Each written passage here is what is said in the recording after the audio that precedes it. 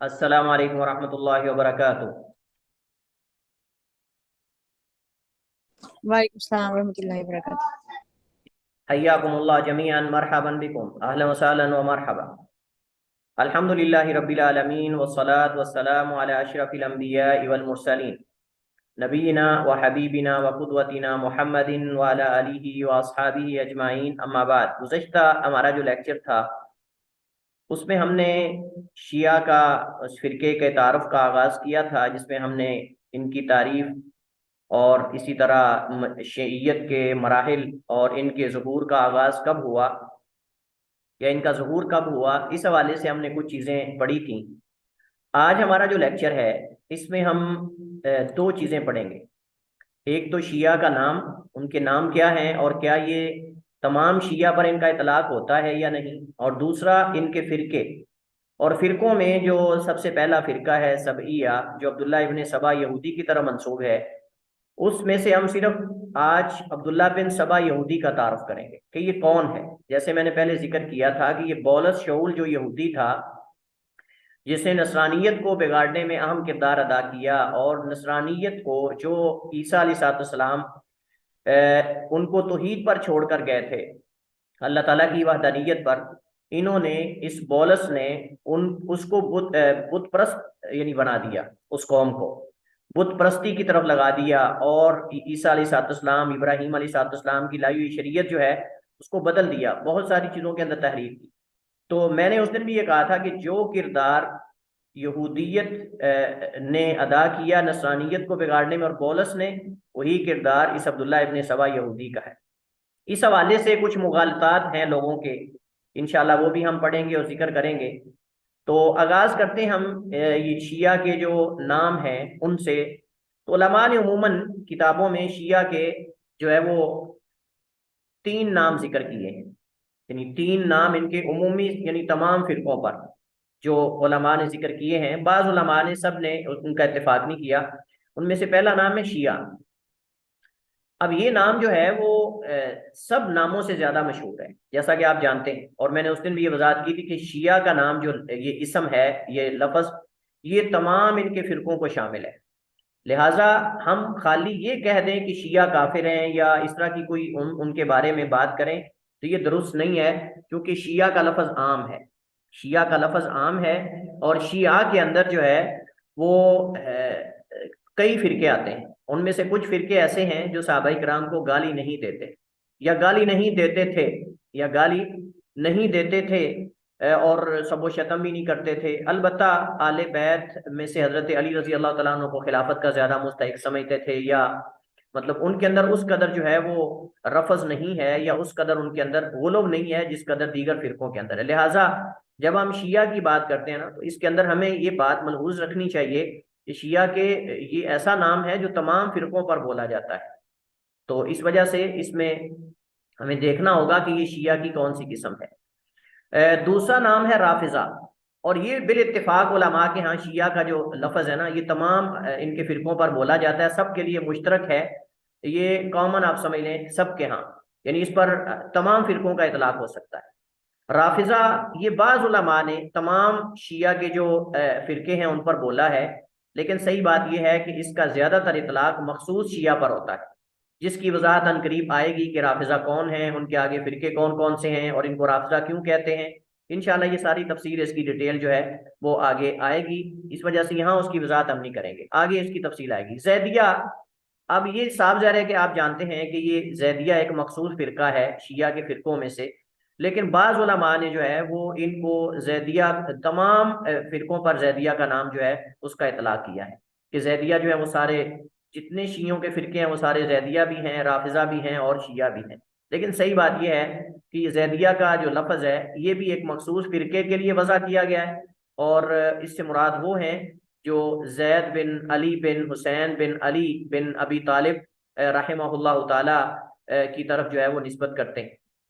आगे इसकी वजाहत इंशाल्लाह इनकी आएगी, इनके अकायद क्या हैं, और हजरत जैद बिन अली बिन हुसैन बिन अली, अली ज़ैनुल आबिदीन के बेटे हैं ये, उनके उनका नजरिया क्या था और उनकी तरफ जो मंसूब बातें हैं क्या वो सही हैं या गलत हैं। इंशाल्लाह इस हवाले से तफसीली से हम इस फिरके का जब तारुफ करेंगे तो हज़रत ज़ैद का भी हम जो है वो तारुफ करेंगे। इसके बाद हमारे पास जो मसला है वो शिया के फ़िरक़ों का है। सही बात यह है कि शिया के इतने ज़्यादा फ़िरक़े हैं, इतने ज़्यादा फ़िरक़े हैं कि जो उलमा ने इदाद शुमार में ज़िक्र किए हैं, यानी जो उलमा की इदाद शुमार में आए हैं, वो 70 हैं, 70 से भी ज़्यादा है। तो अंदाज़ा करें कि जो अभी तक उनके इल्म में नहीं है या जो नहीं आ सके वो कितने हो सकते हैं। तो मेरे ख्याल में अगर ये कहा जाए कि जितने बातिल ग्रोह हैं उनमें सबसे ज़्यादा फ़िरक़े अगर हैं तो वो इनके हैं, सबसे ज्यादा अगर फिरके हैं तो वो इनके हैं।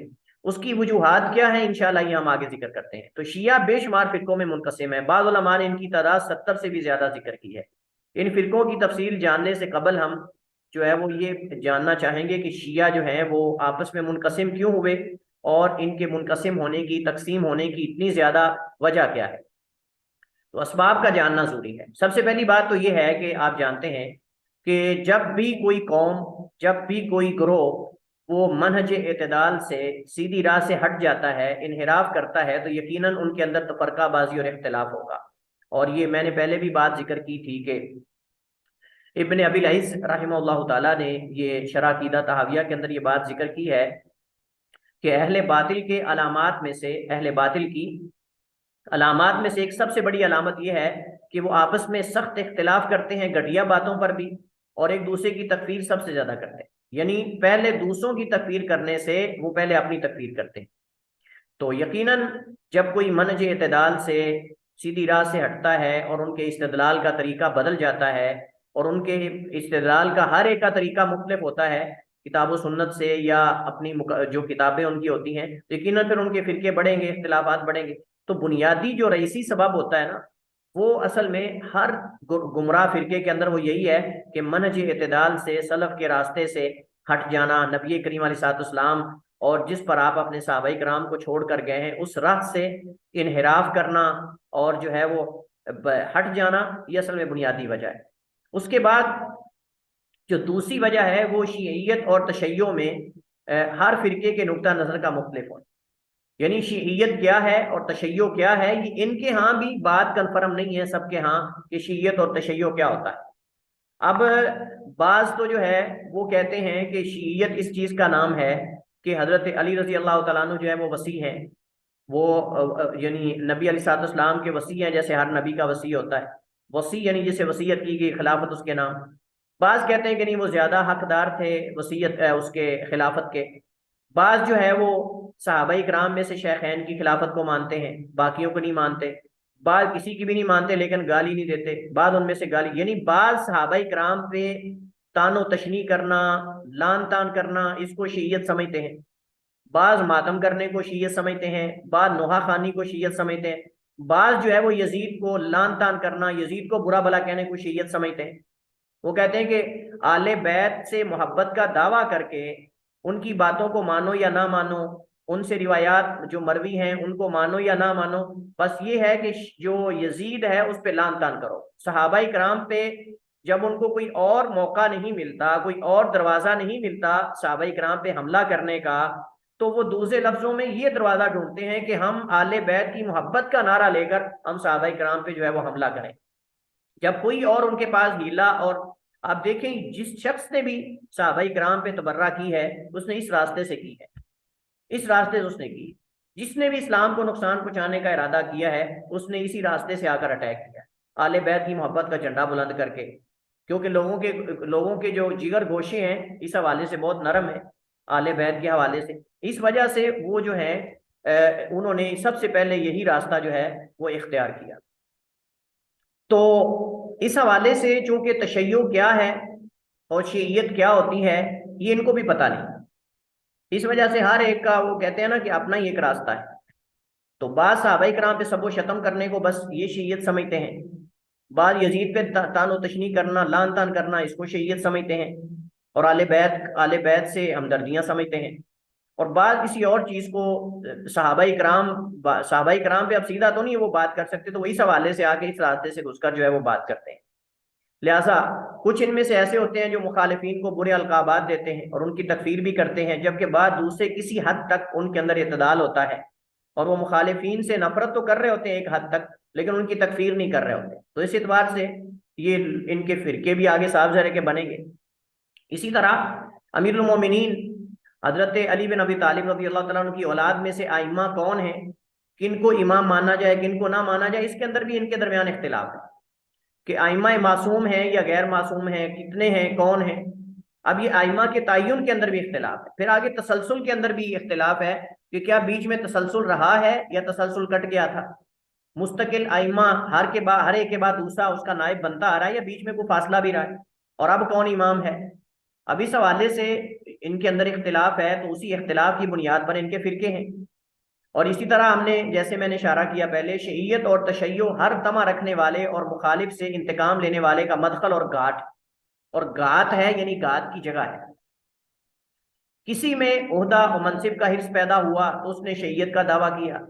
अगर किसी ने दूसरों से इंतकाम लेने और उसे नुकसान पहुंचाने का इरादा किया तो शईयत का दावा किया। तारीख इस बात की शाहिद है कि इस्लामी तारीख या तारीख इस्लामी में जितनी बड़ी गद्दारियां और ख़यानतें हुई, इन अक्सर में राफिज़ा थे, इन अक्सर में यही इस कौम का हिस्सा है। अक्सर में आप तारीख का मुताला करें तो जहां भी कहीं किसी मुसलमान बादशाह के साथ, किसी खलीफा के साथ, किसी हाकिम वक्त के साथ अगर जो है मुसलमानों ने गद्दारी की है, खयानत की है किसी कौम ने, तो उसके अंदर आपको पसे पर्दा कोई ना कोई राफजी नजर आएगा। अगर इसकी मिसाल आपने देखनी है तो मुसलमानों को जो सबसे ज्यादा तारीख में नुकसान पहुंचा है वो सकूत बगदाद का है। सकूत बगदाद जो है, इससे बड़ा कोई नुकसान नहीं हुआ। इस सकूत बगदाद के बाद सकूत शाम भी हुआ। शाम के भी कई इलाके जो हैं वो हलाकू खां के कब्जे में चले गए, और उसने बगदाद जो मुसलमानों का हदारा इस्लामिया सकाफत का बहुत बड़ा शहर था, मुसलमानों की सकाफत वहाँ जो है वो नजर आती थी।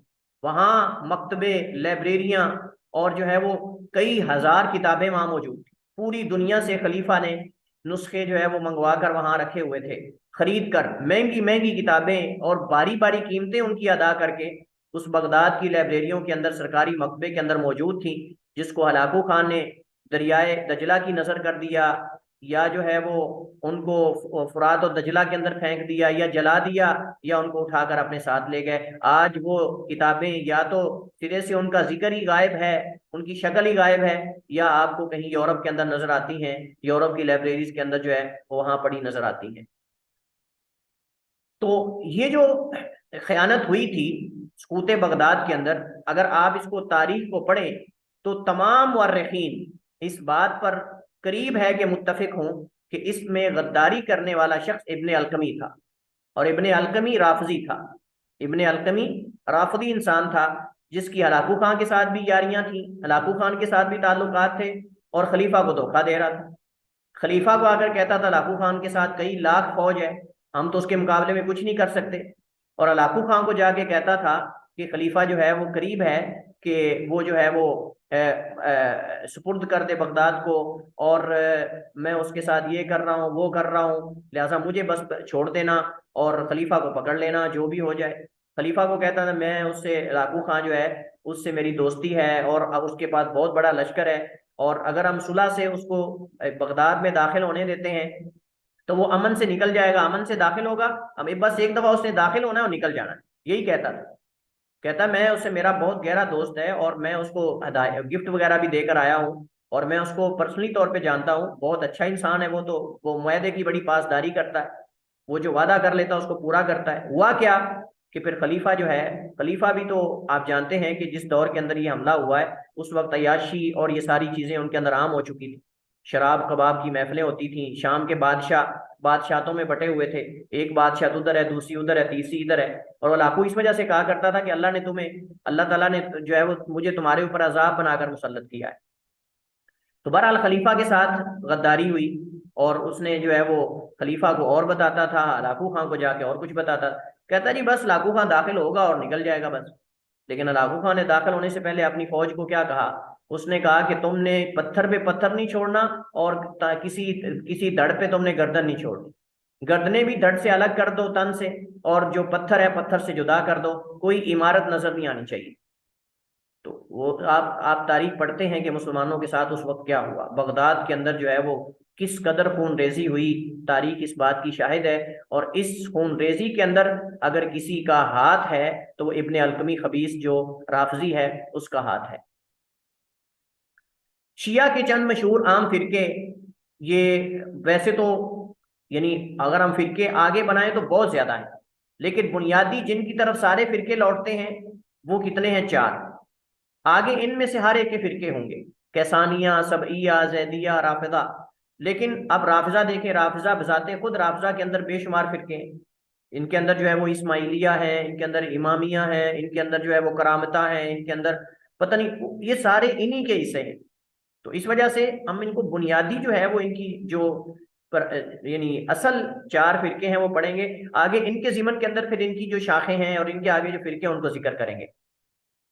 तो सबसे पहले हमारे पास जो फिरका है, चूंकि तारीख के एतबार से, आगाज के एतबार से वो सबइया है, और ये जो सबइया फिरका है ये अब्दुल्ला बिन सबा यहूदी की तरफ निस्बत है। अब्दुल्ला बिन सबा यहूदी के पैरोकार हैं, जो कि राजे कौल के मुताबिक, जैसे मैंने गुज़श्ता लेक्चर में जिक्र किया था, कि सनआ शहर से ताल्लुक रखता था। बात कहते हैं जी इराक से इसका ताल्लुक था, बात कहते हैं इसका ताल्लुक इराक के साथ था, यानी इराक में रहता था। लेकिन सही बात यह है कि इसका ताल्लुक जो है वो यमन के इलाके सना जो है, सना शहर से था। और बाज के यहाँ ये रोमानी था और बाज के यहाँ यहूदी था, और इसके अफाल से, इसके कामों से यही यकीन हो जाता है कि ये बंदा यहूदी था, रोमानी नहीं था, क्योंकि रोमानी इतना बड़ा काम नहीं कर सकते जैसा कि इसने जो काम किए। अमीरुल मोमिनीन हजरत उस्मान बिन अफ़्फ़ान रज़ी अल्लाह तआला अन्हु के अहद खिलाफत में ये मुसलमान हुआ, और इसका मकसद मुसलमानों को धोखा देना और इस्लाम को नुकसान पहुंचाना। ये असल में इस गरज के लिए बज़ाहिर इस्लाम कबूल किया था इसने। और हजरत उस्मान बिन अफ़्फ़ान रज़ी अल्लाह तआला अन्हु के जो कत्ल का फितना है उसको भड़काने वालों में से एक है, कि कत्ल के फितने को भड़काने वाला हजरत उस्मान रज़ी अल्लाह तआला अन्हु के, हजरत उस्मान रज़ी अल्लाह तआला अन्हु के कत्ल का फितना जो भड़काने वाला शख्स है उनमें से एक ये है। यानी जिन लोगों ने उनके खिलाफ ये फितना खड़ा किया कि खलीफा को माजूल कर दो और ये मुस्तहिक नहीं रहे, इन्होंने ये किया, वो हीले बनाए और इतराजात उन पे बनाए, उनमें से एक ये शख्स भी था। ये इब्ने सबा यहूदी जो है, इब्ने सबा यहूदी, ये वो पहला शख्स है जिसने अहले बैत में गाली तशय्यो और शियत की बुनियाद रखी। यानी पहले शियत लोगों के अंदर मौजूद थी, यानी हजरत अली को दीगर सहाबा किराम से फजीलत देना, या जो है वो हजरत उस्मान से उनको अफजल समझना, यानी ये उनके अंदर ये चीज़ मौजूद थी। लेकिन जिसके अंदर बाकायदा सब व शतम हो, सहाबा किराम की तकफीर हो और तासुब हो, ये इस शख्स ने पैदा किया है। इसने इस गाली शियत और तशय्यो की बुनियाद रखी, और फिर इस फिक्र को इसने लेकर पूरी दुनिया में घूमा। पूरी दुनिया का मतलब ये कि जो उस वक्त इस्लामी इलाके थे, उस सल्तनतें, उनके अंदर ये गया, मुख्तलिफ अमारतों के अंदर गया, हिजाज में घूमा, बसरा में गया, कूफा में गया, लेकिन खुफिया तरीके से, एलानिया तौर पे नहीं उस वक्त, क्योंकि उसको पता था कि खलीफा पकड़ लेगा। तो खुफिया तरीके से इसने अपनी फिक्र को हिजाज के अंदर पहले आम किया, फिर बसरा के अंदर, फिर कूफा के अंदर, फिर शाम के अंदर, और आखिर में मिस्र में चला गया। और मिस्र में जाके इसने फितना जो है वहां भड़काया, और वो मिस्री लोग ही थे जो आकर हजरत उस्मान बिन अफ़्फ़ान रज़ी अल्लाह तआला अन्हु के खिलाफ जो है वो निकले थे। कुछ अहले इराक थे और कुछ अहले मिस्र थे, जो आकर हजरत उस्मान रज़ी अल्लाह के घर का मुहासरा करके खड़े हो गए थे। उनको असल भड़काने वाला शख्स यही था, और वहां फिर उनको भड़का के खुद वहां बैठ गया, और वहीं मिस्र के अंदर सुकूनत इसने इख्तियार की। वहां मौके से फायदा उठाकर हजरत अली रज़ी अल्लाह तआला अन्हु की शान में गुलूब करते हुए लोगों को खलीफा हजरत उस्मान के खिलाफ इसने भड़काया। और इस शख्स का अगर आप गौर करें कि इतने इलाकों में इतनी जल्दी से फिर गया, इतने इलाकों में चक्कर लगाए इसने और घूमा और अपनी फिक्र को आम किया, आप इससे अंदाजा लगा सकते हैं कि जहां भी ये जाता था इसको वहां बाकायदा लोग तामुन देने के लिए, इसकी मदद करने के लिए, इसको जगह देने के लिए और इसकी हौसला अफजाई करने वाले लोग मौजूद थे। इतनी तेजी से कोई बंदा वही इतने इलाकों में घूम सकता है, अपनी फिक्र को फैला सकता है जिसको यहूदियों की सपोर्ट हो। यहूद ऐसे जो है वो कभी किस्म के गलीज अमल और गंदे अमल करवाते हैं लोगों से, और वो अपने एजेंट जो उनके अपने बंदे होते हैं उनको इस तरह तेजी से पूरी दुनिया में फैलाते हैं, और उनसे एक घिनौनी साजिश के तहत जो है वो उनको अपने मुखालिफिन के खिलाफ इस्तेमाल करते हैं। तो इसका इतनी तेजी से जो है वो इतने इलाकों में घूमना और अपनी फिक्र को फैलाना, ये इस बात का पुख्ता सबूत है कि ये बंदा यहूदी था, या फिर अगर यहूदी नहीं था तो यहूदियों के हाथों इस्तेमाल हो रहा था। क्योंकि फर्द वाहिद जो है वो इतनी बड़ी जरूरत नहीं कर सकता, एक अकेला आदमी इतनी बड़ी जरूरत नहीं कर सकता कि वो इतने इलाकों के अंदर ये फिक्र लेकर घूमे और उसको पूछने वाला और उसको कोई जो है वो पकड़ने वाला ना हो। यकीनन खुफिया तरीके से उसने काम ये किया है, और इस खुफिया तरीके से काम करने के अंदर इसको हिमायत यहूद की हासिल थी। इस्लामी गैरत के नाम पर इसने अपनी बातिल आरा की तरवीज की, खलीफा वक्त की माजूली का मुतालबा किया, फिर अहले बैत की मोहब्बत का दावा किया। अब जरा देखिए आपके आगे आगे क्या इसने किया, कैसे अहले बैत की मोहब्बत से लेकर इसने आगे फिर क्या कुछ किया। ये तरतीब तरतीब के हिसाब से आप यानी तरतीब बार आप जरा सुनते जाइए कि कैसे कैसे इसने ये काम की। अहले बैत की मोहब्बत के बाद पहला नारा इसका था अहले बैत की मोहब्बत, यानी इससे पहले खलीफा को माजूल करने का दावा था इसका। सबसे पहला दावा खलीफा को कि ये जो हजरत उस्मान के खिलाफ इतराजात किए गए थे कि इन्होंने अपने घर वालों को वाली बनाया, अपने रिश्तेदारों को, अपने जो कबीले के लोग हैं उनको इन्होंने अमीर बनाया, बाकियों साहबा बड़े बड़े साहबा को माजूल कर दिया, फलां किया, और इन्होंने जो है वो नमाज जो है वो कसर क्यों नहीं की, इस तरह के कई उन पर इतराजात किए गए। तो उस वजह से या इन इतराजात के सबब इसने लोगों को भड़काया। और जब हजरत उस्मान बिन अफ़ान रज़ी अल्लाह ताला अन्हु की शहादत का ये फितना पैदा हुआ और वो शहीद कर दिए गए, उसके बाद इसने फिर जो है वो आले बैत की मोहब्बत का दावा बुलंद किया। और फिर आले बैत की मोहब्बत के जो है वो दावे के अंदर इसने हजरत अली के वसी होने का दावा किया कि हजरत अली जो है हर नबी का एक वसी होता है, लिहाजा जो है वो नबी करीम अलैहिस्सलाम के वसी जो है वो अफजल तरीन वसी अली बिन अबी तालिब रज़ी अल्लाह तआला अन्हु है। वसी के दावे के बाद इसने रजात का दावा किया, वसी के बाद इसने रजात का दावा किया, जिसकी वजाहत अनकरीब आ रही है। रजत क्या है? लौटने को कहते हैं। तो हजरत अली के लौट आने का कायल था, कहता है कि हजरत अली जैसे ईसा अलैहिस्सलाम आएंगे ऐसे अली रज़ी अल्लाह तआला अन्हु को उठा लिया गया है, वो दोबारा आएंगे। इसके बाद इसने हजरत अली रज़ी अल्लाह तआला अन्हु की उलूहियत का दावा किया और कहा कि अली रज़ी अल्लाह तआला अन्हु कत्ल नहीं हुए, वो जिंदा आसमानों पे उठा लिए गए, और जो शख्स कत्ल हुआ है वो नाउज़ बिल्लाह शैतान था, नाउज़ बिल्लाह शैतान था जो हजरत अली की शक्ल में आया था, जो हजरत अली की शक्ल में आया था वो शैतान था, नाउज़ बिल्लाह हजरत अली शहीद नहीं हुए। इसका मतलब ये हुआ कि हजरत हुसैन रज़ी अल्लाह तआला अन्हु, हजरत हसन ने नाउज़ बिल्लाह वो शैतान के कत्ल का किसास लिया था। यहाँ इस चीज का जवाब देना पड़ेगा कि हजरत हसन हुसैन ने रज़ी अल्लाह ताला अन्हुमा ने, जब हजरत अली ने उनको वसीयत की थी कि अगर मैं शहीद हो जाऊं, यानी अगर मैं फौत हो जाऊं इस जख्मों से, तो तुमने एक ही वार के अंदर, जैसे उसने मेरे ऊपर एक वार किया है खंजर या तलवार का, तुमने उसको एक वार के साथ जो है वो कत्ल करना है, जो कातिल था अब्दुर्रहमान इब्ने मुलजम। तो मुझे बताइए कि इसका मतलब ये हुआ कि हजरत हसन और हजरत हुसैन ने हजरत अली अपने वालिद के कातिल, मतलब वो शैतान शैतान के जो कातिल है उसको उन्होंने किसास लिया उससे, और उनको तो पता ना चला कि हमारे वालिद जिंदा उठा लिए गए। लेकिन आप देखेंगे किस अंदाज से लोगों की अकलों के साथ इस शख्स ने खेला और कैसे इसने फितना बर्पा किया और कैसे लोगों को अपने साथ मिलाया। यकीनन इसको पता था कि इस वक्त चूंकि हजरत अली के हिमायत करने वाले लोग ज्यादा हैं, तो लिहाजा अगर मैं उनकी मोहब्बत का नारा लेकर निकलता हूँ और आले बैत के साथ लोगों के ताल्लुकात तो हैं ही, तो लिहाजा इसने कहा कि चलिए ये एक दावा है, एक नारा है जिससे लोग मेरे दाएं बाएं इकट्ठे हो सकते हैं। इब्ने सबा यहूदी के दावों में से एक ये भी था कि बिजली की कड़क हजरत अली की आवाज है। आप सुनते जाएं जरा, जैसे बौलत शऊल के दावे थे, ये उससे भी आगे कहता है कि बिजली की कड़क हजरत अली की आवाज है, और बजाते खुद बिजली हजरत अली का कोड़ा है। बिजली हजरत अली का कोड़ा या उनकी मुस्कुराहट है, और उनकी कड़क जो है वो हजरत अली की आवाज है। इसके अलावा और बहुत सारी बातिल आरा हैं जिन्हें यहाँ जिक्र करने की जरूरत और हाजत नहीं है। तो ये आप अंदाजा लगा सकते हैं कि इस शख्स ने कैसे जो है मुसलमानों के अकायद और नजरियात को जो है वो बिगाड़ा है। रजा का दावा क्या है? रजा ये है, कहा जाता है कि जब हजरत अली रजी अल्लाह तआला उनकी शहादत की खबर उसे पहुंची, और खबर ले जाने वाला जब इसके पास खबर लेकर गया, वहां जब इसके पास खबर ले जाने वाला शख्स खबर लेकर गया, तो पूरे इत्मीनान से कहने लगा, अल्लाह की कसम अगर तुम एक थैली में, यानी जो जिसके अंदर अशरफियां वगैरह दिरमो दिनार डाले जाते हैं उसको सुर्रा कहते हैं, सुर्रा का लफ्ज है कि अगर तुम एक थैली के अंदर हजरत अली का दिमाग निकाल के बंद करके मेरे पास ले आओ और कहो कि अली फौत हो गए, तो कहता मैं अली की मौत की तस्दीक नहीं करूंगा। क्यों नहीं तस्दीक करूंगा? क्योंकि वो इस वक्त फौत ही नहीं हुए थे, हो सकते जब तक आसमानों से, यानी उस वक्त तक फौत नहीं हो सकते जब तक आसमानों से नुजूल फरमाकर मुकम्मल जमीन के मालिक ना बन जाए।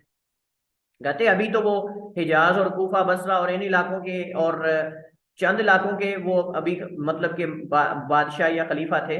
तो कहता है कि जब तक वो पूरी जमीन के मालिक नहीं बन जाएंगे तब तक तो मैं उनकी मौत को मानूंगा ही नहीं, चाहे तुम उनका दिमाग निकाल के भी मेरे पास जो है वलियाजुबिल्ला वो तुम मेरे पास थैली के अंदर निकाल के ले आओ, मैं फिर भी तस्लीम नहीं करूंगा। इसको जो है वो बगदादी ने अल फर्क बैन अल फिरक के अंदर जो है वो जिक्र किया है इस चीज को, जो उसका ये रजत का दावा है, और दीगर फिर जो फिरक की किताबें उसके अंदर भी मौजूद है। अब ये रजा जिसका दावा उसने हजरत अली के हक में किया है, बिल्कुल इसी तरह इससे पहले ये नबी करीम अलैहिस्सलाम के हक में भी ये दावा कर चुका था। ये जो रजात का दावा है ना, लौटने का, तो हजरत अली से पहले नबी अलैहिस्सलाम के बारे में भी ये दावा कर चुका था, और ये कहता था कि नबी करीम अलैहिस्सलाम भी अनकरीब आएंगे, जैसे ईसा अलैहिस्सलाम जो है वो अनकरीब दुनिया पे नजूल फरमाएंगे, इस तरह नबी अलैहिस्सलाम भी दोबारा आएंगे और वो जमीन को अदलो इंसाफ से भर देंगे, जुल्म और जोर के बाद, उसके भर दिए जाने के बाद। अब रसूल करीम अलैहिस्सलाम के बाद अली रजी अल्लाह तआला अन्हु के बारे में जो रजअत और लौटने का या नजूल का दावा है, इसके बारे में कहता था ताज्जुब है उस शख्स पर कि जो ईसा अलैहिस्सलाम के दुनिया में दोबारा लौटने को तो मानता है, जो ईसा अलैहिस्सलाम के दुनिया में दोबारा लौटने को तो मानता है, लेकिन रसूल करीम अलैहिस्सलाम के लौटने को झुठलाता है। कहता मुझे ताज्जुब है ऐसे शख्स पर कि जो ईसा अलैहिस्सलाम के बारे में ये मानता है कि ईसा का नजूल होगा, लेकिन जब मैं नबी अलैहिस्सलाम की बात करता हूँ कि वो भी लौटेंगे तो कहता है मेरी को मानने को तैयार ही नहीं। तो वो ताज्जुब है ऐसे लोगों पर या ऐसे शख्स पर। और इस रजा के लिए वो कुरान करीम की आयत इन्नल्लज़ी फरज़ अलैका इन्नल्लज़ी फरज़ अलैकल कुरान लराद्दुका इला माद, इस आयत से वो इस्तेदलाल करता था। कहता है कि इला माद जो है इससे मुराद लौटना है, इला माद से मुराद लौटना है, लरादु का इला माद, लरादु का इला माद से मुराद वो समझता था कि लौटना है, कैसे, दुनिया में लौटना है। हालांकि मुफस्सिरीन में से, सलफ सालेहीन में से कोई किसी एक ने भी ये तफसीर नहीं की जो ये तफसीर और ये तावील कर रहा है, तो ये बातिल तावील है। हालांकि इला माद जो है इसकी उलमा ने मुख्तलिफ तफसीरें नकल की हैं जिसका इसकी तावील के साथ कोई ताल्लुक नहीं है। बाद उलमा ने कहा इससे मुराद अल्लाह के नबी अलैहिस्सलाम की मौत है, वफात है, कि अल्लाह ताला आपको फौत करेगा। और बाद ने कहा कि इससे मुराद जो है वो जन्नत है, कि अल्लाह ताला आपको आपके असल ठिकाने जन्नत की तरफ जो है वो लौटाएगा। और बाद ने कहा कि नबी करीम अलैहिस्सलाम का क़यामत के दिन अपने रब के पास लौटना है, अपने रब की तरफ लौटना है। और बाज ने कहा मुफस्सिरीन ने कि इससे मुराद जो है लरादु का इला माद से मुराद जो है वो नबी करीम अलैहिस्सलाम का हिजरत के बाद दोबारा मक्का की तरफ लौटना, यानी अल्लाह ताला तुम्हें ए नबी दोबारा फतह नसीब फरमाएगा, अल्लाह ताला तुम्हें दोबारा फतह नसीब करेगा, और तुम एक दिन आज तो मक्का से निकाले जा रहे हो, लेकिन कल को अल्लाह तुम्हें दोबारा इस मक्का शहर की तरफ जो है वो लेकर आएगा, तुम फातेह बनकर इसमें दाखिल होगे। और ये सारी तफसीरें दुरुस्त हैं, और ये सारी तफसीरें ही दुरुस्त हैं, इनका आपस में कोई तारुज नहीं, क्योंकि सबके दलाइल मौजूद हैं। वफात भी यकीनन वफात हुई अल्लाह के नबी सल्लल्लाहु अलैहि वसल्लम की, जन्नत आपका मुकाम है, अल्लाह के पास लौटना है, बिल्कुल लौटना है। और आपने मक्का फतह किया, अल्लाह ने आपको फतह दी, फतह हुआ है, यकीनन ये आयत जैसे उतरी है फतह आपको मिल गई, अल्लाह की तरफ आप लौट गए, आपकी वफात हो चुकी है, और जन्नत में इंशाअल्लाह, हमारा इस पर ईमान है, और इसमें तो एक शक करने वाला बंदा मुसलमान ही नहीं नबी अलैहिस्सलाम की ज़ात के हवाले से। तो लिहाजा ये तफसीरें हैं जो उलमा ने इस आयत की हैं। लेकिन ये जो इब्ने सबा यहूदी है, ये कहता था कि लरादु का इला माद का माना ये कि अल्लाह ताला आपको दोबारा लौटाएगा, यानी दुनिया में। लिहाजा नाउज़ बिल्लाह वो जो इब्ने मुलजम ने जिस बंदे को जो है वो कत्ल किया था, वो अली रज़ी अल्लाह ताला नहीं थे, बल्कि वो तो शैतान था जो अली की सूरत में आया था, जो अली की सूरत में आया था, वलियाज़ु बिल्लाह।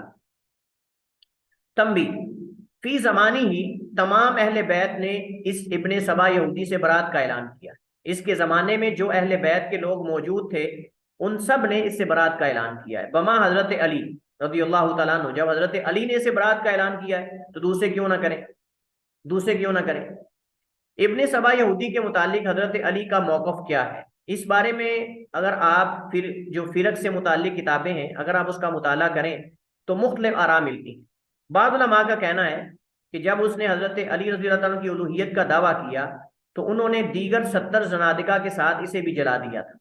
जैसे मैंने उस दिन जिक्र किया था कि हज़रत अली ने कुछ लोगों को जलाया था, जो लोग हज़रत अली के बारे में उलूहियत का दावा करते थे और वो मुर्तद हो गए थे, तो हज़रत अली ने उनको जला दिया था इस वजह से।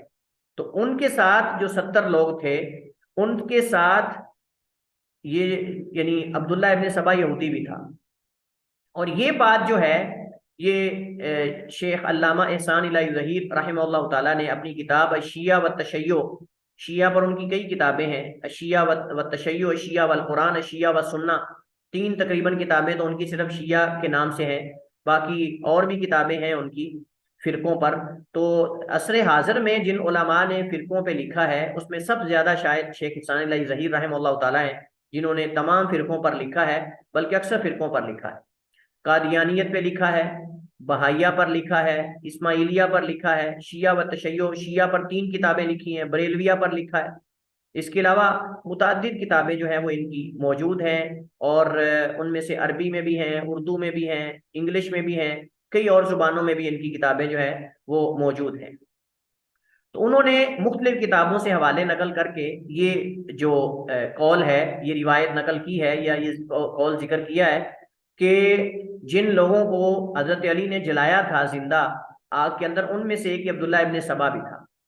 बाद उलमा का कहना है कि इब्ने सबा ने हजरत अली रजी अल्लाह तआला अन्हु की उलूहियत का दावा उनकी शहादत के बाद किया था, जैसा कि शरह नहजुल बलागा, नहजुल बलागा की शरह के अंदर जो है ये बात मौजूद है, नहजुल बलागा की शरह के अंदर ये बात मौजूद है। और इसी तरह अल मिलल वन निहल के अंदर शहरस्तानी ने ये बात जो है वो नकल की है कि ये दावा जो है वो इसने हजरत अली रजी अल्लाह तआला अन्हु की शहादत के बाद किया था।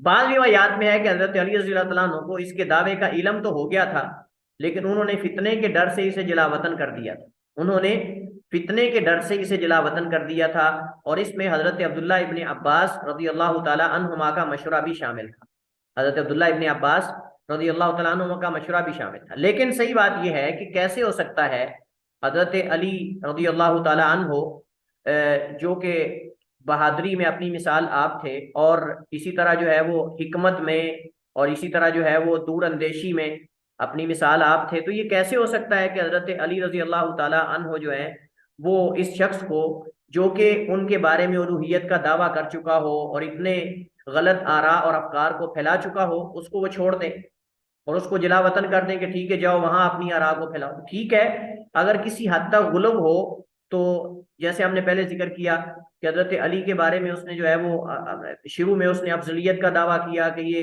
खिलाफत के हकदार हैं वगैरह वगैरह, इस तरह के अफकार थे उसके, हजरत अली ने उसको जो है वो जलावतन कर दिया। लेकिन उलूहियत के बाद उसको जलावतन कर देना, उलूहियत के दावे के बाद, ये मसला महल नजर है। बहरहाल बाद उलमा कहते हैं कि ये सही नहीं है, बाद उलमा कहते हैं कि ये सही नहीं है, बल्कि उससे पहले जब उसको जलावतन कर दिया गया तो फिर उसके बाद उसने जाके जो है वो हजरत अली की उलूहियत का जो नारा है इसको उसने बुलंद किया, और उसने कहा कि हजरत अली जो है वो इलाह हैं, और उनके अंदर जो हुलूल और ये दीगर चीज़ों का उसने जो है वो अकीदा लोगों के अंदर पैदा करने की कोशिश की। तो लिहाजा हजरत अली रजी अल्लाह तआला अन्हु जो है वो इस शख्स के बुरे अंजाम और इसके मजीद ज़मीन में फसाद बर्पा करने को जानते थे, लेकिन कैसे उसको छोड़ सकते हैं, वो ऐसा नहीं हो सकता। तो इस वजह से बाद उलमा ने इस कौल की तरदीद की है कि ये कौल दुरुस्त नहीं है।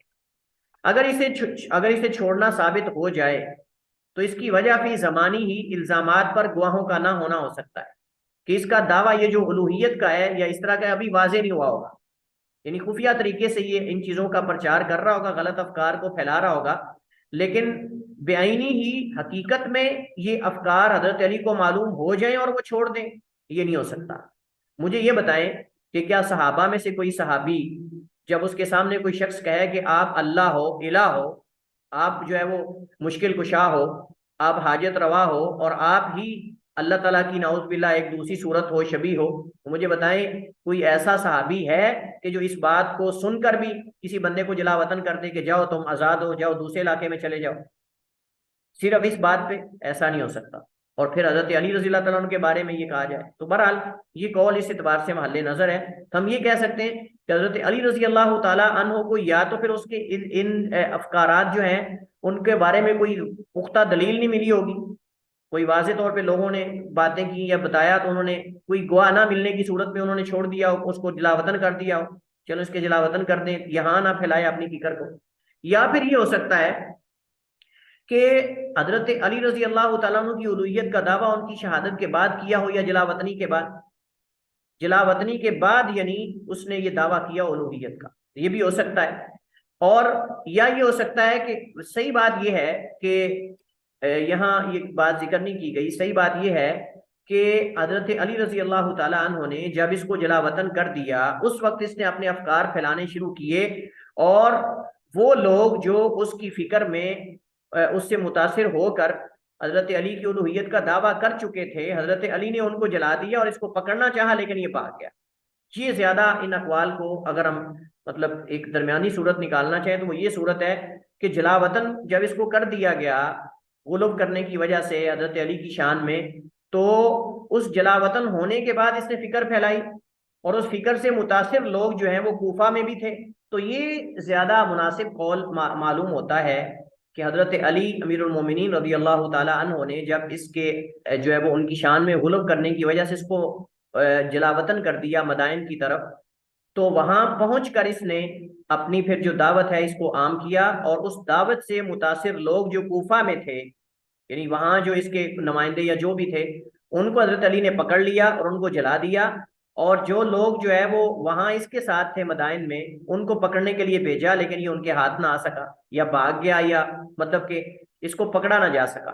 उसी के दौरान ही हजरत अली रजी अल्लाह तआला अन्हु की जो है वो शहादत होगी, रजी अल्लाह तआला अन्हु की। उसके बाद फिर इसने वो रजत का दावा कर दिया कि हजरत अली जो है वो लौटेंगे। जब उनको खबर उसको पहुंची कि अली रजी अल्लाह तआला अन्हु जो है वो शहीद कर दिए गए या उनको कत्ल कर दिया गया है, तो उस वक्त जो है इसने ये फिक्र फैलाई कि नहीं वो आएंगे। अब ये साफ जा रहा है कि इस सूरत के अंदर जो है वो इसने ये दावा तो अपनी लोगों को अपने करीब करने के लिए दावा करना ही था इसने, तो फिर उनके साथ कई लोग उसके साथ मिल गए। तो ये कौल ज्यादा मुनासिब मालूम होता है, वल्लाहु आलम। बाकी इस हवाले से रिवायात जो है वो कसरत किताबों के अंदर मौजूद है लेकिन इनको जमा की सूरत यही निकाली जा सकती है।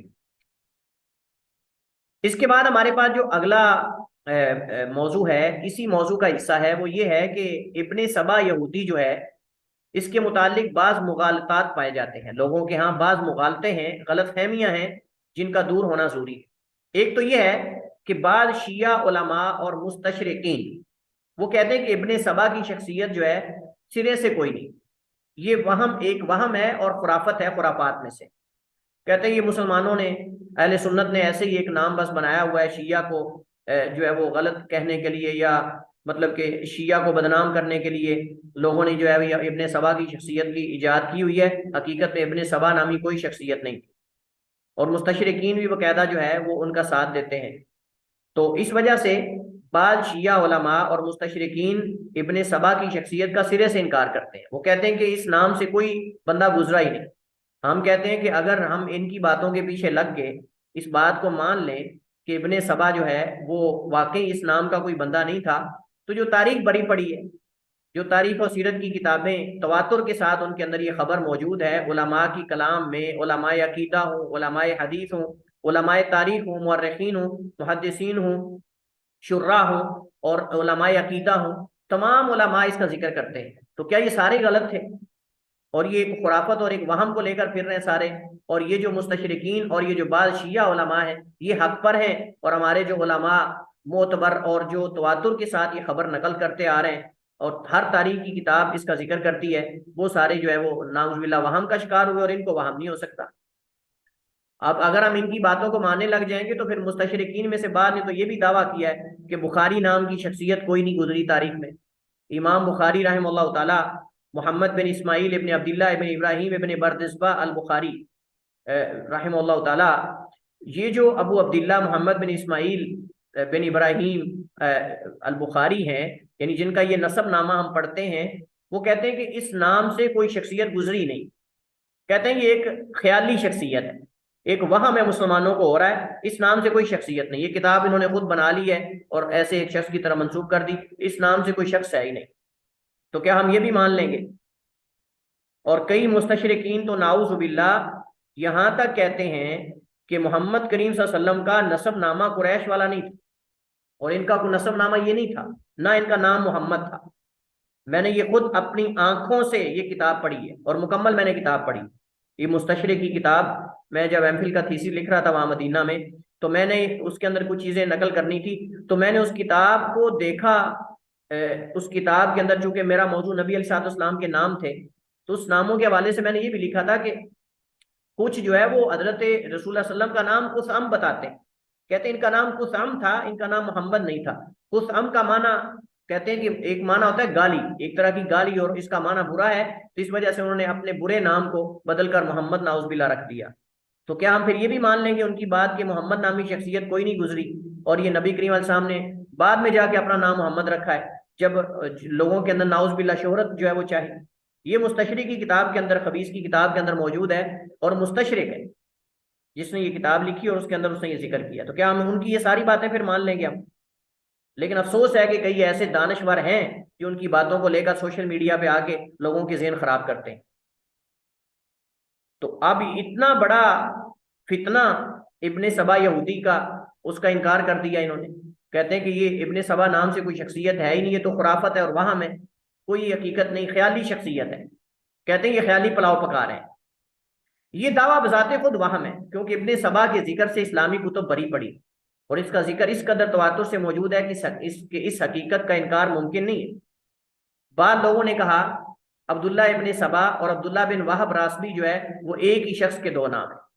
गड़बड़ करना चाहा, यानी दो दो बंदों को एक बंदा बना दिया और कहा कि अब्दुल्ला बिन सबा यहूदी और अब्दुल्ला बिन वहब रासबी जो है, जो खवारिज का सरगना और सरबरा था, दोनों को एक बना दिया। कहते हैं कि दो ही असल में दोनों एक शख्सियत के नाम है। तो ये भी वहम है क्योंकि दोनों अलग शख्सियत है।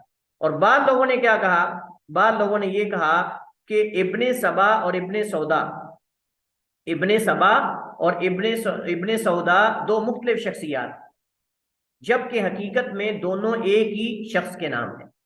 इब्न सौदा और इब्ने सबा ये एक ही शख्स के दो नाम है इब्ने सबा के। इब्ने सबा भी इब्ने सबा है और इब्ने सौदा भी इब्ने सबा है।